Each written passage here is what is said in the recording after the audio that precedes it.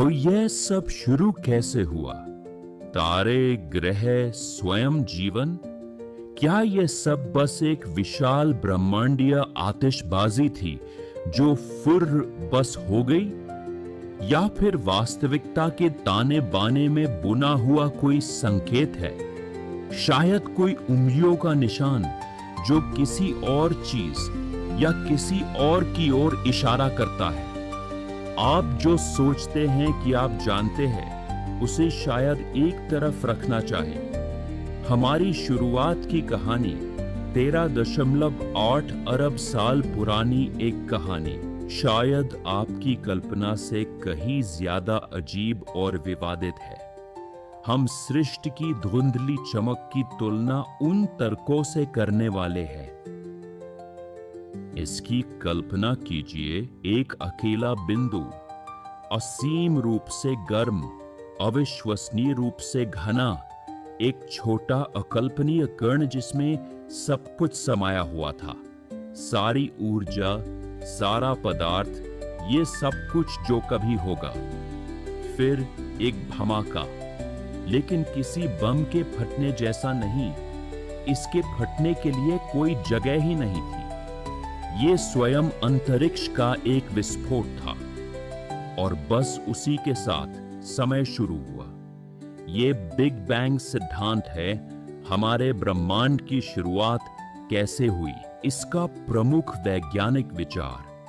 कई सालों तक ये सिर्फ एक सिद्धांत था, एक बहुत ही दिलचस्प सिद्धांत, निश्चित रूप से, लेकिन कोई ऐसी चीज का सबूत कैसे ढूंढ सकता है जो 13.8 अरब साल पहले हुई हो? खैर, जवाब धमाके के साथ नहीं, बल्कि एक फुसफुसाहट की तरह आया, एक हल्की सी गूंज ब्रह्मांड में हर जगह। यह कॉस्मिक माइक्रोवेव बैकग्राउंड या सीएमबी है। दो वैज्ञानिकों आर्नो पेंजियास और रॉबर्ट विल्सन ने 1964 में गलती से इसका पता लगाया था। यह विकिरण सचमुच बिग बैंग से बची हुई गर्मी है। इसे ब्रह्मांड की पहली शिशु तस्वीर समझ लीजिए। जब ब्रह्मांड बहुत छोटा था, केवल लगभग 3,80,000 साल पुराना, तो यह इतना ठंडा हो गया कि पहले परमाणु ज्यादातर हाइड्रोजन बन सके। इससे पहले ब्रह्मांड कणों और विकिरण का एक गाढ़ा गर्म सूप जैसा था। प्रकाश इससे गुजर नहीं सकता था। लेकिन जैसे ही ये परमाणु अस्तित्व में आए, ब्रह्मांड पारदर्शी हो गया। उस क्षण का प्रकाश आखिरकार अंतरिक्ष में यात्रा करने के लिए स्वतंत्र हो गया। वही प्रकाश जो ब्रह्मांड के 13 वर्षों के विस्तार से खींच गया और ठंडा हो गया, वही है जिसे अब हम सीएमबी के रूप में पकड़ते हैं। यह आश्चर्यजनक रूप से समरूप है, लगभग पूर्ण शून्य से 2.75 डिग्री ऊपर, चाहे हम कहीं भी देखें। लेकिन यह पूरी तरह से समरूप नहीं है। कोबी, WMAP और प्लैंक जैसे उपग्रहों ने सीएमबी में तापमान में सूक्ष्म अंतर पाए हैं। ये छोटे बदलाव, बस 1 डिग्री के छोटे से अंश, अविश्वसनीय रूप से महत्वपूर्ण है।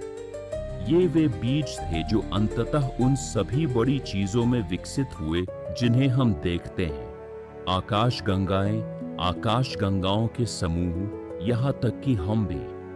और हाल के अध्ययन, जैसे कि मार्च 2024 में प्रकाशित सीएमबी के ध्रुवीकरण के विस्तृत अवलोकन, अभी भी हमें उन शुरुआती क्षणों और उस समय के भौतिकी को ठीक करने में मदद कर रहे हैं।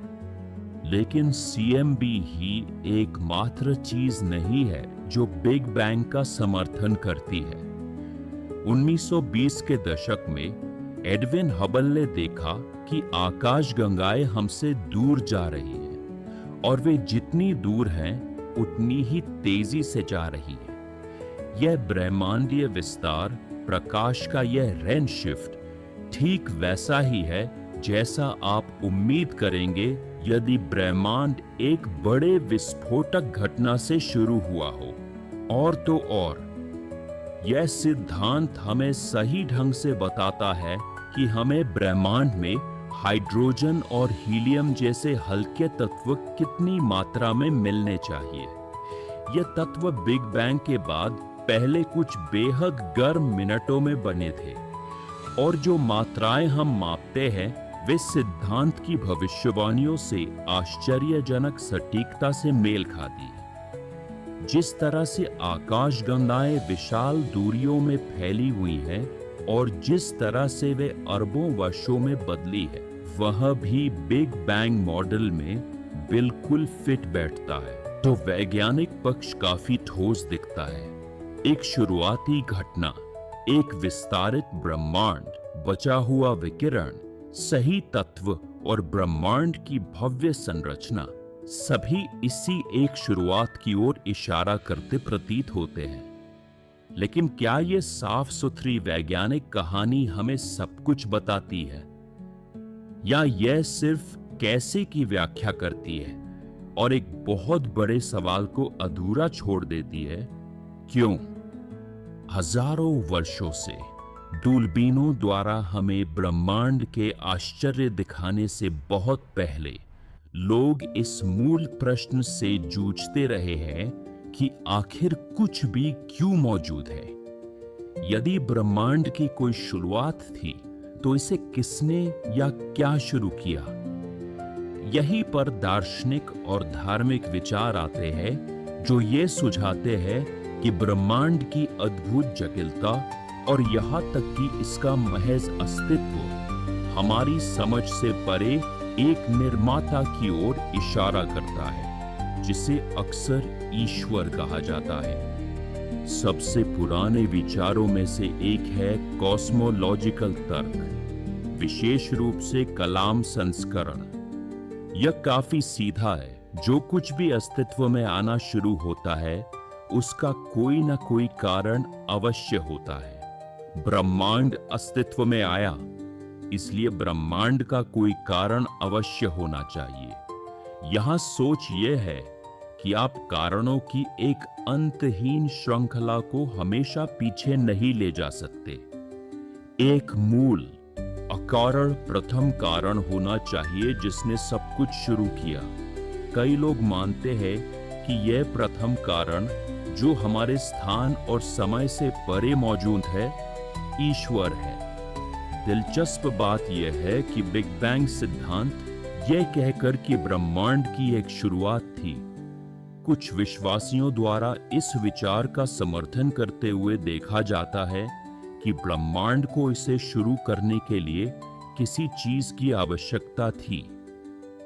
फिर है टेलियोलॉजिकल तर्क, जिसे डिजाइन से तर्क के रूप में भी जाना जाता है। यह ब्रह्मांड की अविश्वसनीय व्यवस्था, जटिलता और प्रतीत होने वाले सूक्ष्म अनुकूलन को देखता है। उन भौतिक नियमों के बारे में सोचें जो तारों को चमकने और ग्रहों को बनने देते हैं, या उन विशिष्ट स्थितियों के बारे में जो पृथ्वी पर जीवन को अस्तित्व में रहने देती है। ब्रह्मांड अस्तित्व के लिए उल्लेखनीय रूप से स्थापित प्रतीत होता है। यदि ये भौतिक स्थिरांक थोड़े भी भिन्न होते तो ब्रह्मांड जैसा कि हम जानते हैं और शायद स्वयं जीवन भी यहां नहीं हो सकता था। यह सूक्ष्म अनुकूलन, प्रस्तावक कहते हैं, केवल यादृच्छिक भाग्य नहीं है, बल्कि एक बुद्धिमान डिजाइनर का सुझाव देता है जिसने ब्रह्मांड को एक उद्देश्य के साथ स्थापित किया। यह समुद्र तट पर एक घड़ी खोजने जैसा है। आप यह नहीं सोचेंगे कि रेत और लहरों ने इसे यूं ही बेतरतीब ढंग से बना दिया। इसकी जटिलता बताती है कि किसी ने इसे बनाया है। ब्रह्मांड किसी भी घड़ी से कहीं अधिक जटिल होने के कारण एक ब्रह्मांडीय डिजाइनर की ओर इशारा करता है। और कुछ तर्क हमारी वास्तविकता के उन हिस्सों पर ध्यान केंद्रित करते हैं जिन्हें विज्ञान अभी भी पूरी तरह से समझाने में कठिनाई महसूस करता है। उदाहरण के लिए चेतना को ले, होने का वह व्यक्तिगत अनुभव, जागरूकता का, मैं का। जो चीजें चेतन नहीं है वे चेतन प्राणियों को कैसे जन्म देती हैं। तंत्रिका विज्ञान मस्तिष्क और चेतना के बारे में बहुत कुछ सीख रहा है, लेकिन हमारे पास ये व्यक्तिपरक अनुभव क्यों है? यह मूल कठिन समस्या अभी भी एक पहेली है।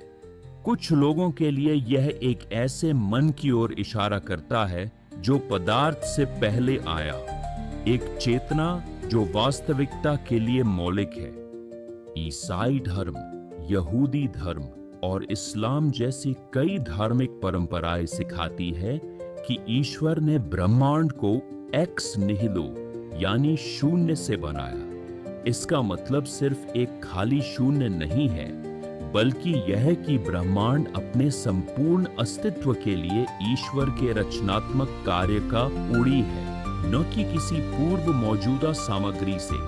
कुछ धर्मशास्त्री और विश्वासी बिग बैंग को वह तरीका मानते हैं जिससे ईश्वर ने ब्रह्मांड को अस्तित्व में लाया। उनके लिए वैज्ञानिक खोजें हमें ईश्वर के अद्भुत काम को समझने में मदद करती है। विज्ञान सृष्टि के कैसे की व्याख्या करता है, जबकि आस्था क्यों और कौन की खोज करती है। ये तर्क व्यवस्था के अवलोकन और पवित्र ग्रंथों या आध्यात्मिक अनुभवों की व्याख्याओं पर आधारित है, हर चीज के पीछे एक दिव्य वास्तुकार के लिए एक मामला बनाते हैं। वे उन बड़े सवालों के जवाब देने की कोशिश करते हैं जो विज्ञान माप सकता है उससे परे है। अंतिम उत्पत्ति, उद्देश्य और स्वयं अस्तित्व का क्या अर्थ है, इसके बारे में प्रश्न। और हमने बिग बैंग के प्राचीन प्रकाश में झांका है और एक सृष्टिकर्ता के हजारों साल पुराने तर्कों पर विचार किया है। एक ही विशाल प्रश्न को देखने के दो बहुत अलग तरीके। आपके पहले विचार क्या है? क्या कोई एक आपको अधिक विश्वसनीय लगता है, या वे शायद एक ही वास्तविकता के विभिन्न हिस्सों के बारे में बात करते हैं? मुझे नीचे टिप्पणी में बताएं कि आप क्या सोचते हैं। मैं वास्तव में उन सभी को पढ़ने की कोशिश करता हूं, और अगर आपको हमारी ब्रह्मांडीय उत्पत्ति की यह यात्रा उतनी ही आकर्षक लग रही है जितनी मुझे, तो कृपया उस सब्सक्राइब बटन और नोटिफिकेशन बेल को दबाएं ताकि आप आने वाले वीडियो को न चूकें। ठीक है, तो हमारे पास ये दो प्रमुख कहानियां हैं। एक ब्रह्मांड जो एक बिंदु से जीवन में फूटता है, जिसके प्रमाण ब्रह्मांडीय विकिरण और विस्तारित आकाश गंगाओं से मिलते हैं, और एक ब्रह्मांड जिसे एक जौलर जगिन सृष्टिकर्ता द्वारा अस्तित्व में लाया गया है, जिसके तर्क, कारण और डिजाइन के विचारों से दिए जाते हैं। क्या इन कहानियों को एक दूसरे से लड़ना होगा?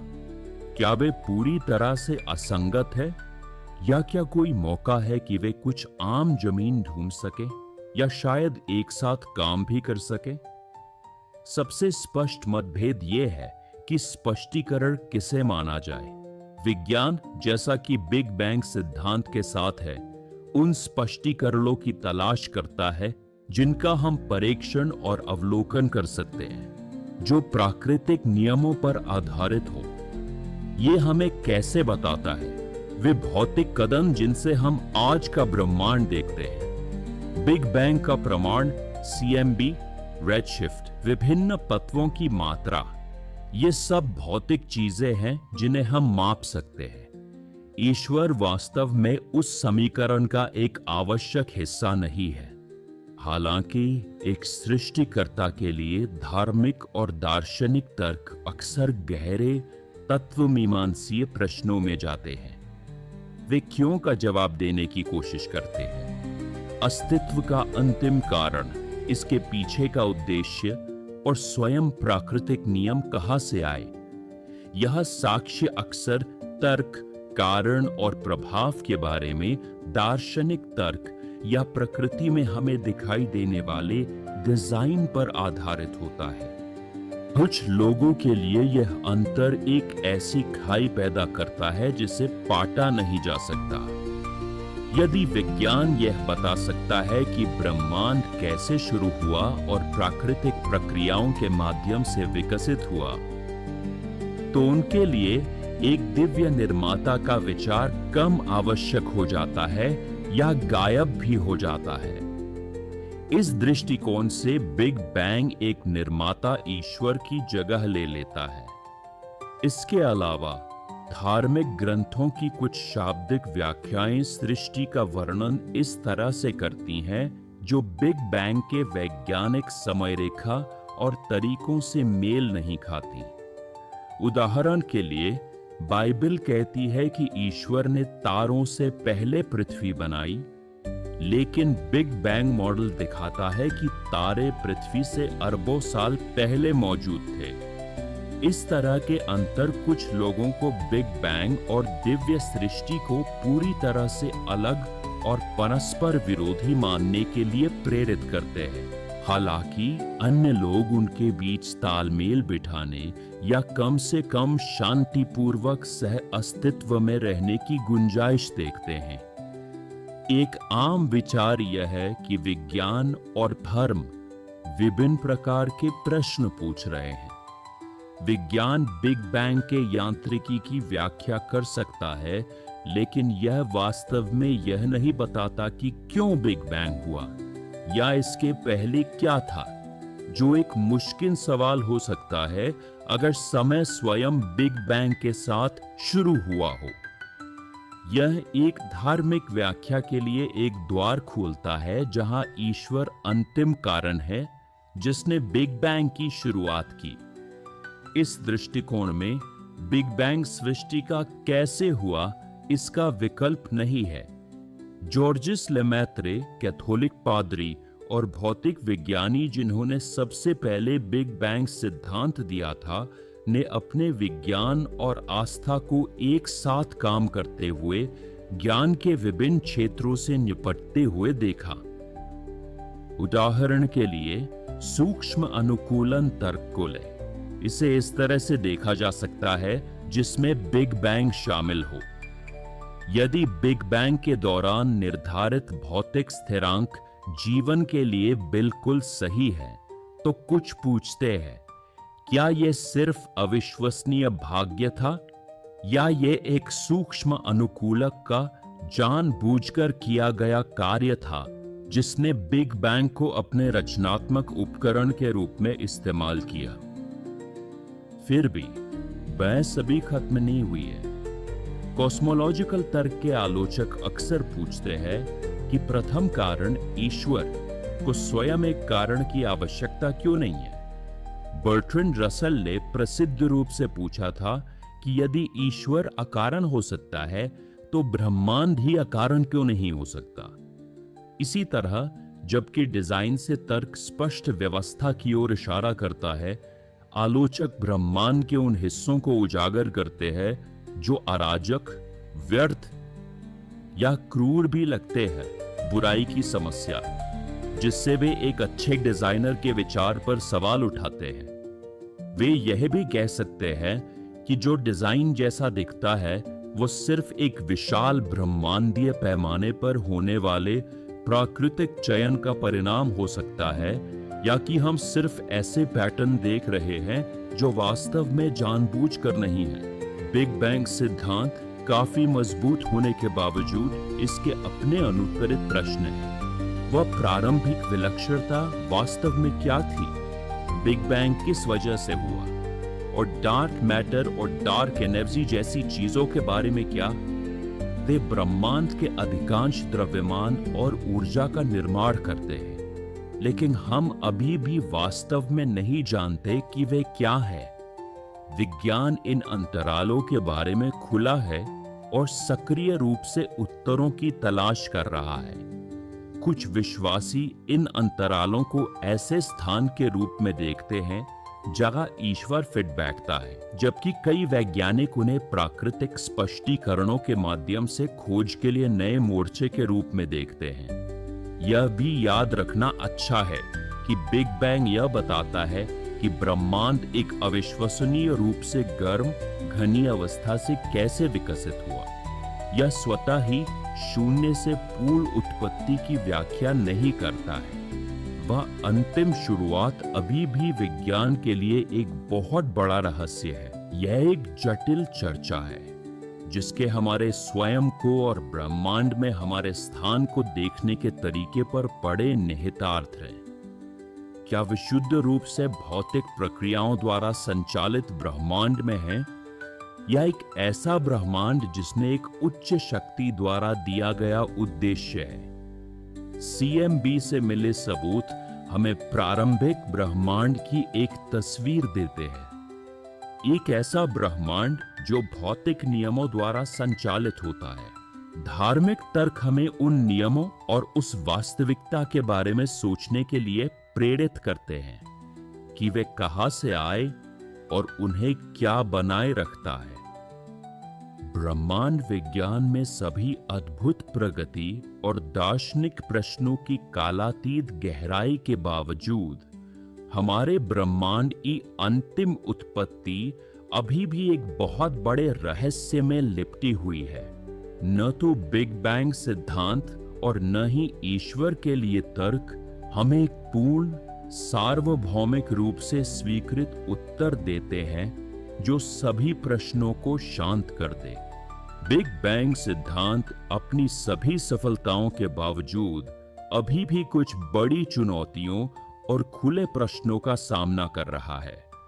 उदाहरण के लिए, वह प्रारंभिक विलक्षणता एक प्रमुख सिरदर्द है।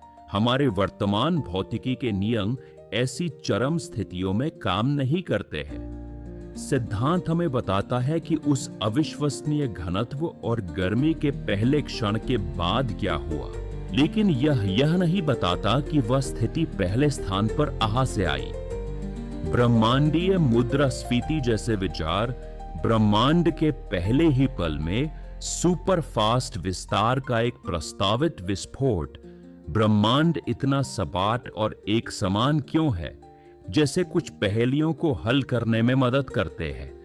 लेकिन मुद्रास्फीति के पीछे के सटीक तंत्र अभी भी बहस का विषय है और कुछ हिस्सों में प्रत्यक्ष प्रमाण की कमी है।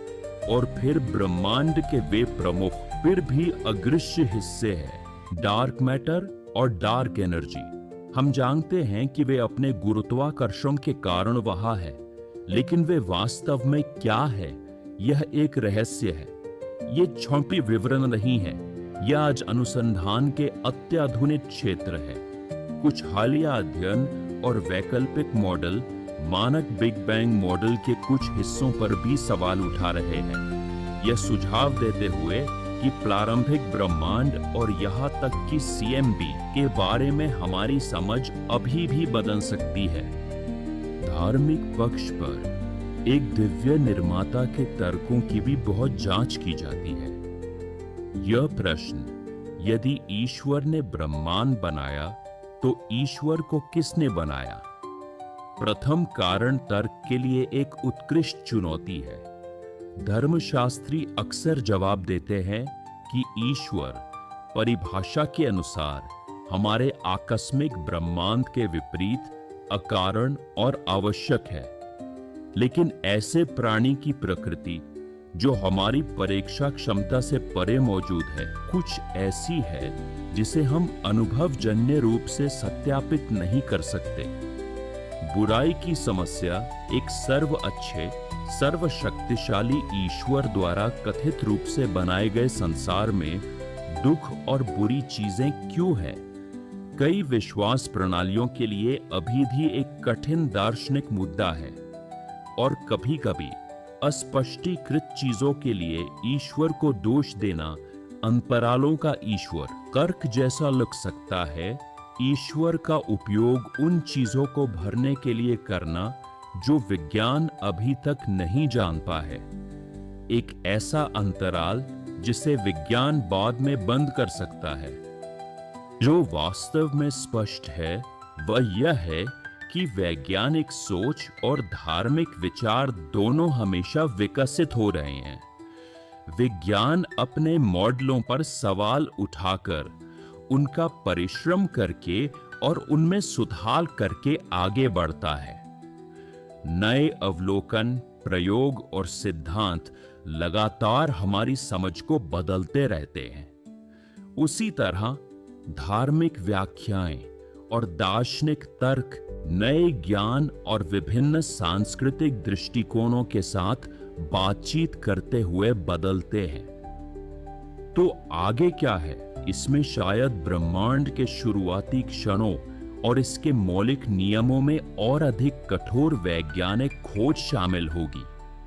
इसका अर्थ, अस्तित्व, कारण और अर्थ क्या है, इस पर विचारशील दार्शनिक और धार्मिक चिंतन भी है।